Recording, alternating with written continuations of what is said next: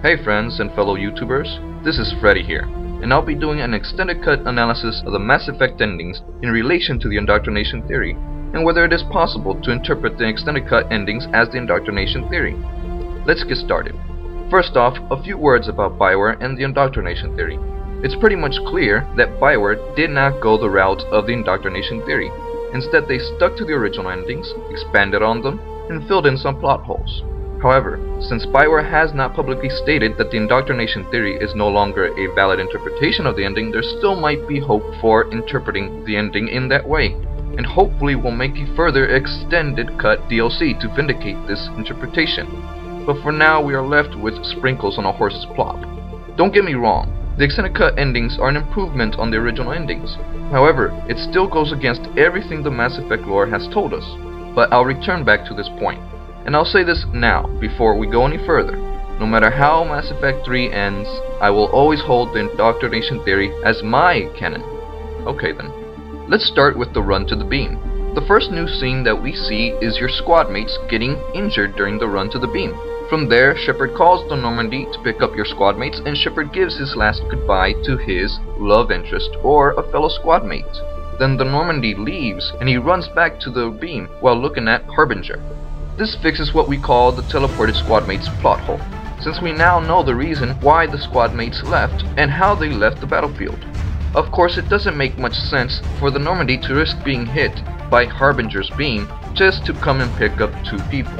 And the Normandy was pretty exposed for some time, so Harbinger could have destroyed it in less than a second. But whatever, at least your squad mates are safe from a mission of no return. Very logical. Now we come to the first new clue of the Indoctrination theory. As Shepard gets close to the beam, he falls down when Harbinger's blast destroys a Mako right next to him. Then as he gets up, Harbinger makes some Reaper fart noises, and the last noise Harbinger makes sounds like the words, "Serve us." Take a look at this scene.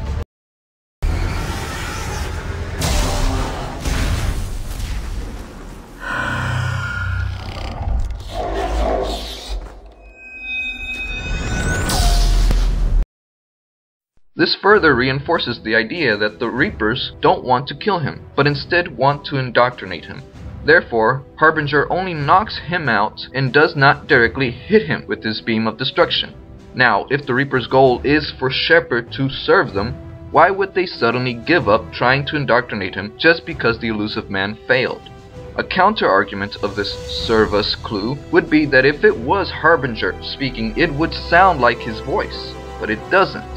Even as a Sovereign-class Reaper, his voice is the same and does not change.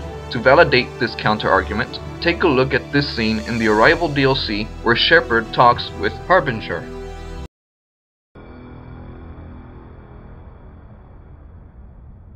Shepard, you have become an annoyance. You fight against inevitability, dust struggling against cosmic winds. This seems a victory to you. A star system sacrificed, but even now, your greatest civilizations are doomed to fall. Your leaders will beg to serve us. Maybe you're right. Maybe we can't win this. But we'll fight you regardless. Just like we did Sovereign. Just like I'm doing now. However insignificant we might be, we will fight, we will sacrifice, and we will find a way. That's what humans do. Know this as you die in vain. Your time will come. Your species will fall. Prepare yourselves for the arrival.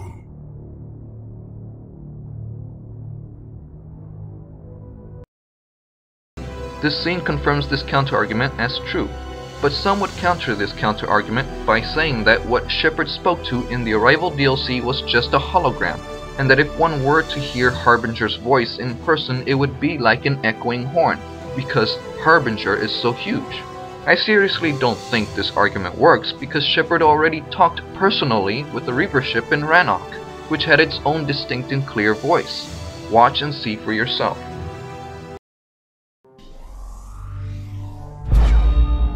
Shepard. You know who I am? Harbinger speaks of you. You resist, but you will fail. The cycle must continue. What are you talking about? We stopped Sovereign and the Geth. We stopped Harbinger and the Collectors. We've earned a straight answer. It is not a thing you can comprehend. We might surprise you. You represent chaos. We represent order. Every organic civilization must be harvested in order to bring order to the chaos. It is inevitable. Without our intervention, organics are doomed. We are your salvation. You're killing everyone in the galaxy to save us? The cycle must continue. There is no alternative. Organics and synthetics don't have to destroy each other. The battle for Rannoch disproves your assertion. Finish your war. We will be waiting. Another argument in favor of this serve us clue is that, well, what Shepard spoke to in Rannoch was a small destroyer-class Reaper, not a Sovereign-class Reaper. Thus, the voice of a Sovereign-class Reaper is different from its other forms that it takes. But this argument is immediately defeated because we already heard a Sovereign-class Reaper speak to Shepard, i.e., Sovereign, as this video clearly shows. You are not Saren. What is that? Some kind of VI interface? Rudimentary creatures of blood and flesh. You touch my mind, fumbling in ignorance, incapable of understanding. I don't think this is a VI. There is a realm of existence so far beyond your own, you cannot even imagine it. I am beyond your comprehension. I am Sovereign. Sovereign isn't just some Reaper ship Saren found. It's an actual Reaper. Reaper, a label created by the Protheans to give voice to their destruction. In the end, what they chose to call us is irrelevant. We simply are.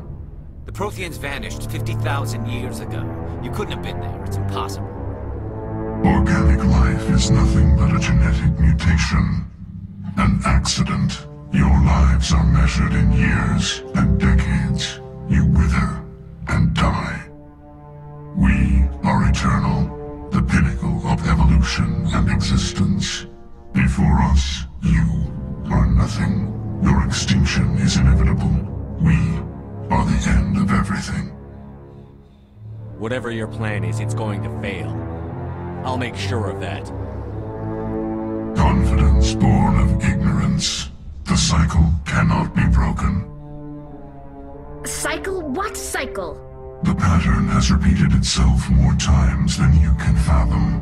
Organic civilizations rise, evolve, advance, and at the apex of their glory, they are extinguished. The Protheans were not the first. They did not create the Citadel. They did not forge the mass relays.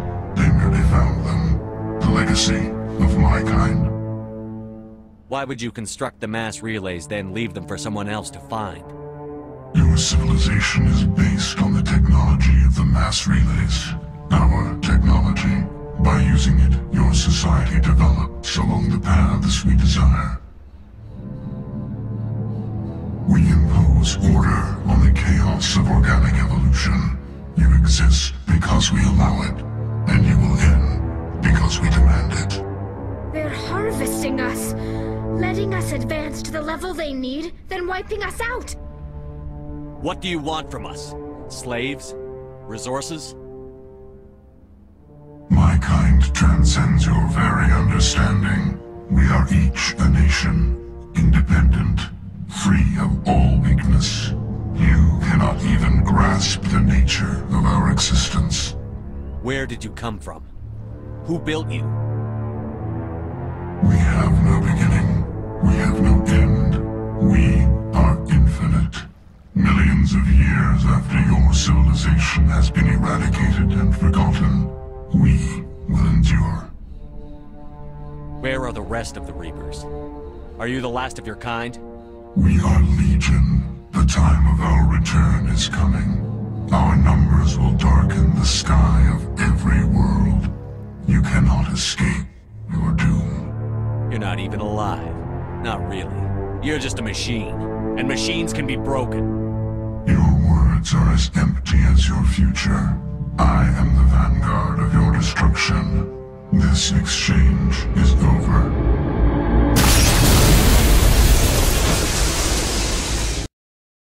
The only other argument that I can think of is that this noise that Harbinger makes is the Reaper language that the Reaper ships use to communicate to each other and to the populace it is harvesting. Therefore, Harbinger really said, "Serve us." Whatever you think of this evidence, you can clearly hear the words "serve us," whether it was just Reaper fart noise or real spoken words. For this reason, it can work out as evidence for the indoctrination theory. Now this argument could work out since this noise is not the only time you hear it in the game. The first one is from the ambience noise of the Reaper invasion in Vancouver, and the second one is from the Reaper versus the Queen Thresher Maw fight scene. Take a look.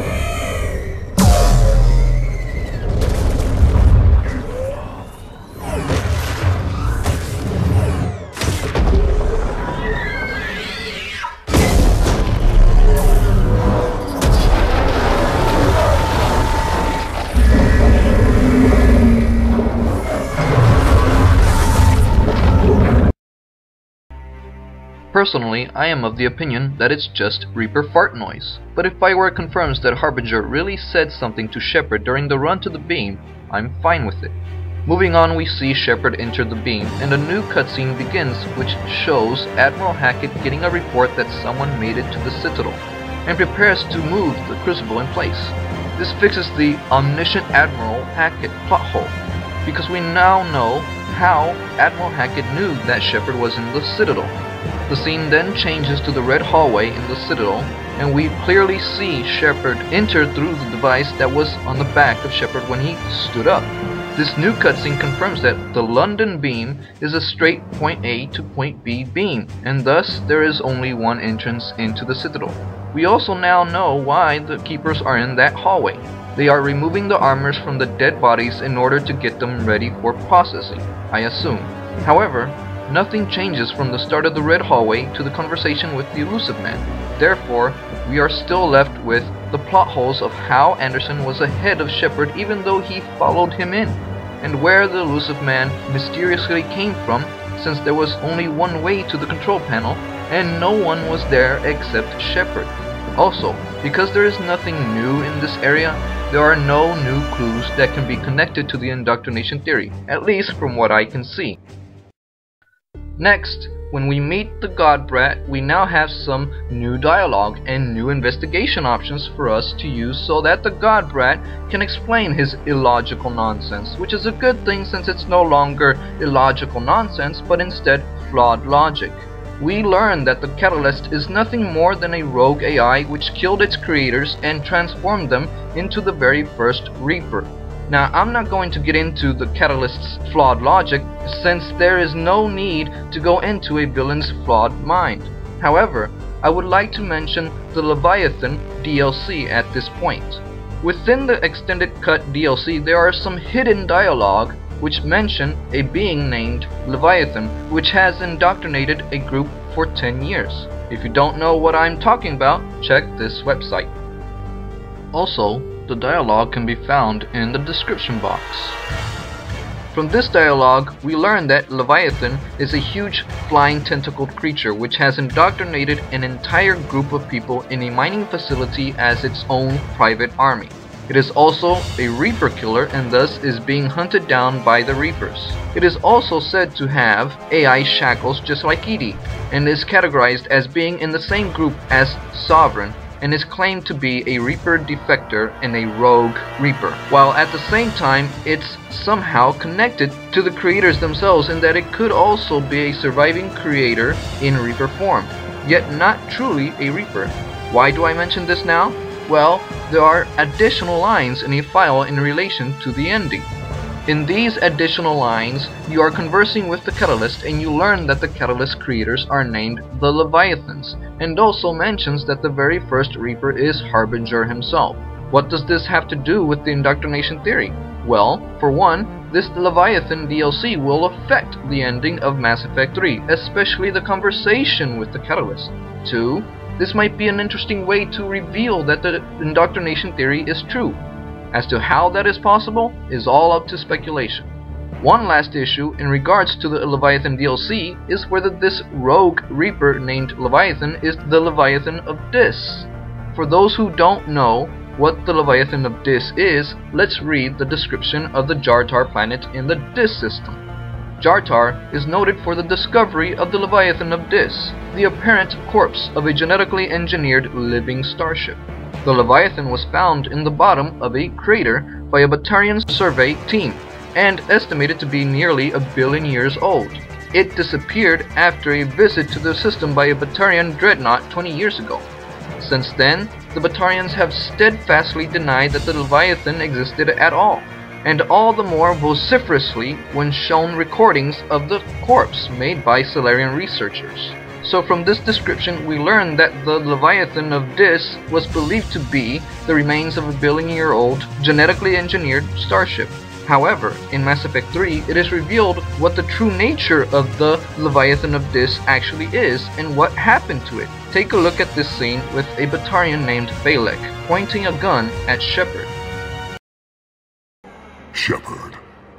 Balek. You should have killed me on that asteroid over Terra Nova. I've been waiting for this. Everything that has happened to my people is your fault. All I did was stop you at Terra Nova. Yes. After you ruined my plans, my government accelerated research efforts on the Leviathan of Dis. Have you heard of it, Commander? The ancient organic dreadnought my people recovered from Jartar 20 years ago? Sound familiar? A Reaper. Your people were studying a Reaper corpse. Yes. Looking for a way to reclaim our place as the true power of the galaxy. Hundreds of our best scientists were enlisted. And then they became indoctrinated. When the Reapers reached Karshan, our own people betrayed us. Defense grids were deactivated. Ships fired on Allied targets. We were destroyed from within because of you. So, the Leviathan of Dis was actually an inactive Reaper which ended up indoctrinating most of the Dis system when the scientists accidentally reactivated it. Afterwards, these scientists infiltrated and sabotaged the Hegemony's defenses, thus opening the way for the Reaper invasion of their territory. So is the rogue Reaper Leviathan the same Leviathan of Dis? I personally would have to say no. The Leviathan of Dis was helping the Reapers invade the galaxy. The rogue Reaper Leviathan is a Reaper killer and thus an enemy of the Reapers. Therefore, it cannot be the Leviathan of Dis.